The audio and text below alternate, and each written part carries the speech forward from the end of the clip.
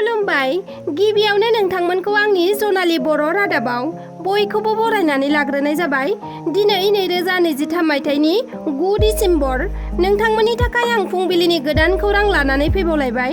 मिजिंथियो नोंथांमोना खौरांखौ जोबजासे नायजोबलांगोन होनना। थाख्लाय बुंब्ला नोंथांमोनहा बयबो मिथिखागौ नङासै? बर' सावथुननि मुंदांखा थाख्लाय बिथांनि मुंखौ प्रजित नार्जारीजों खायसेया सिनायाबो जानो हागौ। नाथाय थाख्लाय बुंब्ला उन्दैनिफ्राय लानानै आइजो, हौवाफोर, बैसो जानाय सुबुं गासैबो बिथांखौ सिनायो।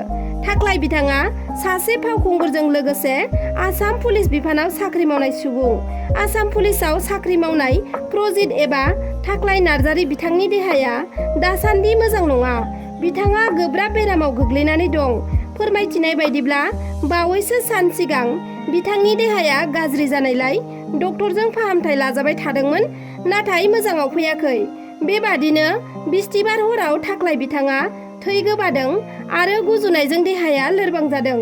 थै गोबाना देहाया लोरबां जानायनि जाहोनाव बिथांखौ बङाइगावनि सेन्ट आगस्टिन हस्पिटालाव फाहामथाय होबाय थानाय जादों। फाहामथाय लाबाय थानाय थाख्लाय बिथाङा थाबैनो मोजाङाव फैफिननो हानाय बायदि जायखिजाया धोरोमनि रायजो राजाफोरखौनो इसोरनि सेराव आरज गाबनो थाखाय थाख्लाय नार्जारी बिथाङा खौरांनि गेजेरजों बयखौबो खावलायहरदों। फोरमायथिनाया गोनांदि बिथाङा क'क्राझारनि थागिबि मुंदांखा सासे फावखुंगुर। नोंथाङाबो साखा खब्रै गारि बा स्कुटि बाइकफोराव रां लांनायखौ दसे समनि थाखाय लाखिना दोनथ'योब्ला सांग्रां जादो। नोंथांनाव रां दं मानि साखाथियावबो सिखाव दङ। नोंथांनि गारिया थाला मारिनाय होननानै गारि सिङाव रांखौ दसे सम दोनथ'नानै थाङोब्ला नोंथाङा गावनि रांखौ खोमानानै लानांगौबो जानो हागौ। नंगौ, बेबादि जाथायानो जागासिनो दं रायजोआव। सिखावनि उदखारा जुदि रायजोआव बांबायब्ला जों, नों आरो आं बयबो सांग्रां जानो नांसिगोन। मानोना सिखावनि उदखारा सोलिगासिनो दं रायजोआव। थिग बेबादिनो नावकाटानि सुबुंसार बर' मुंनि सासे मानसिनिफ्राय लुथिनानै लांबाय 2 लाख रां। सुबुंसार बर' बिथाङा गरेस्वर SBI निफ्राय 2 लाख रां दिहुननायनि उनाव स्कुटिनि डिक्कियाव सोनानै ओंखारबोदोंमोन। बिनि उनाव बास स्टेन्ड खाथियाव स्कुटिखौ दोनथ'नानै ATM निफ्राय आरोबाव 20,000 रां दिहुननो थाखाय थांदोंमोन। नाथाय बे 10 मिनिटनि गेजेरावनो स्कुटिनि डिक्किनि लकखौ सिफायनानै सिखावा लानानै थांबाय 2 लाख रां। खावनाय जाथाय जानायनि उनावनो सुबुंसार बर'आ पुलिसनो खौरां हरनायाव पुलिसा जाथायथिलियाव नुजाथिफैदों आरो संदाननायनि हाबाखौ मावदों। सुबुंसार बर'आ गरेस्वर नावकाटानि थागिबि। बिथाङा फोरमायथिनाय बायदिब्ला बिगुमैनि रांखौ बिथाङा चेकजों SBI निफ्राय बख'नानै लानानै फैदोंमोन। नाथाय दुखुनांथाव, लामा ससेयावनो सिखावा लुथिनानै लांबाय गासै 2 लाख रांखौ। आसाम पुलिसनि सा 28,813 कनस्टेबलफोरखौ सानसेनि गेजेरावनो प्रमसन होदों। सानसेनि गेजेरावनो आसाम पुलिसनि सा 28,813 कनस्टेबलफोरखौ लेन्स नायक रेंकआव प्रमसन खालामदों। बे जारिमिनारि बाथ्राखौ आसाम पुलिसनि DGP GP सिंहआ मैया फोसावदों। रिपर्ट बायदिब्ला लेन्स नायक रेंकआव प्रमसन मोननाय सा 28,813 कनस्टेबलफोरनि गेजेराव 21,275 कनस्टेबलफोरा आम ब्रान्चनि आरो सा 7,538 कनस्टेबलफोरा आनाम ब्रान्चनि।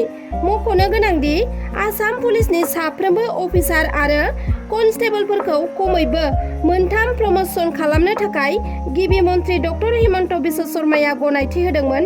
बबेखानि आसाम क्राइम फ्रि एबा दायगोनां हाबा मावनायनिफ्राय उदां खालामनो आरो बेनि थाखाय पुलिस फर्सखौ थुलुंगा होनो थाखाय खमैबो 3 प्रमसन खालामनाया मख'जाथाव आगान होननानै गिबि मन्त्रि डक्टर हिमन्त बिश्व शर्माया टुइटाराव टुइट खालामदोंमोन।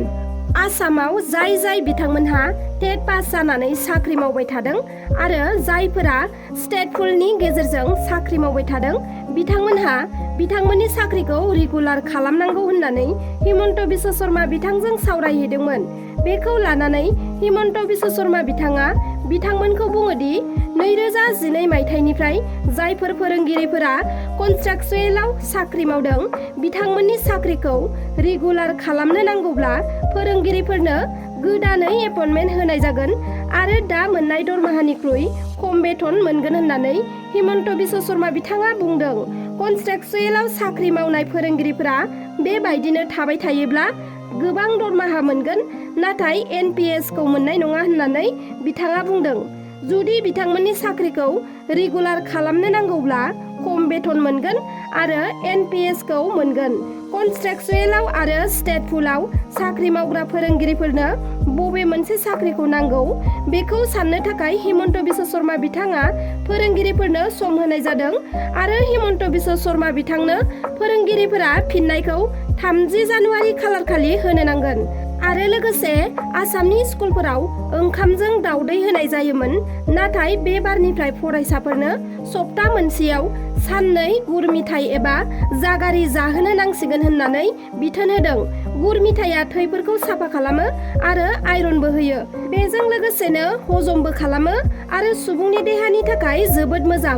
बिनि थाखायनो सरकारा स्कुलफोरावबो फरायसाफोरनो जाहोनो थाखाय थांखि लादों। बावैसो सान सिगां ओनसोलनि सुबुंफोरखौ सोमोनांहोनानै उदखारि आफाद आलफा उदांआव हाबहैनाय खौरांगिरि बिद्युत महन्तनि बिसिया मैया ससियेल मिडियायाव मोनसे भिडिअ आपल'ड खालामदों। साननैसो सिगाङाव आलफा उदांआव हाबहैनाय खौरांगिरि बिद्युत महन्तनि बिसिया मैया फेसबुकआव लाइभ फैनानै फिसायनाव माखासे सोंथि सोंदों। सोरनिबा थुनज्लायनायाव ना गावनो गोसो जानानै आलफा उदांआव थांदों, बे बाथ्राखौ गावनो खेंफोरथि होनांगौ होननानै बिसिया खावलायदों। बेजों लोगोसे जेबो मिथिहोआलासिनो बिसि फिसाजों लोगोसे न'खरनि सोद्रोमाफोरखौ गारनानै आरो खैफोदाव खोख्लैना उदखारि आफाद आलफा उदांआव हाबहैनाय बिद्युत महन्तनि सायाव बिसिया खुद्रिदों। मख'नो गोनांदि बिद्युत महन्तनि बिसिया फेसबुकआव लाइभ फैनानै गासैबो जाथायनि बागै फोरमायदों। बिसिया फोरमायनाय बायदिब्ला बिद्युतआ बै सानखालि फुङावनो अरुणाचल प्रदेशआव थांनो होननानै न'निफ्राय ओंखारलांदोंमोन। बेनि उनाव गोबां खेब बिसिनो फन खालामदोंमोन, नाथाय फिसाया बेबादि गिदिर थांखि लागोन होननानै सिमाङावबो सानाखैमोन आरो फेसबुक पस्टआव नुनानैसो सोमोनांदों होननानै बिसिया बुंदों। मख'नो गोनांदि नाहरकटियानि खौरांगिरि बिद्युत महन्तआ बावैसो सान सिगां फेसबुकआव मोनसे गोलाव पस्ट लिरनानै गाव आलफा उदांआव जयेन जाहैनाय बाथ्राखौ उदाङै फोसावदोंमोन। दिनैनि खौराङा बेखिनियानोमोन। नोंथांमोना आंनि खौरांखौ जोबजासे नायजोबलांनायनि थाखाय रोजा रोजा साबायखर थाबाय आरो नोंथांमोना जुदि आंनि चेनेलखौ साबस्क्राइब खालामाखैब्ला अन्नानै साबस्क्राइब खालामदो। लोगोसे लाइक, शेयार, कमेन्ट खालामनो दाबाव। एसेनोसै, गोजोन्थों।